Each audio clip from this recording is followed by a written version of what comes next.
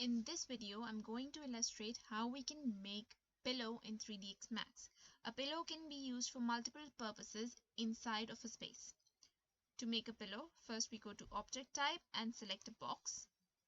Draw a box of the size you want the pillow to be. Raise the height just a little bit. Under the parameters of the object, if you want to change the length or change the width, you can change it from here as well, or even the height. I'm going to change the segments. Adding segments, it's important for creation of a pillow. So just a few. Now since they're not showing up, I'm going to go to default shading, add edge faces, and now it shows. Then we're going to go to modify, and under modifier list, we're going to type cloth to apply the said modifier.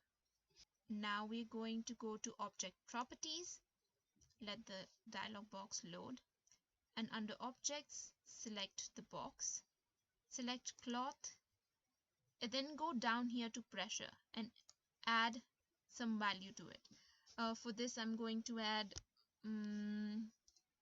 35, let's say, and then enter, and then press OK. Now we're going to go back to object, and under simulation we are going to click simulate local, but be careful when you're doing so.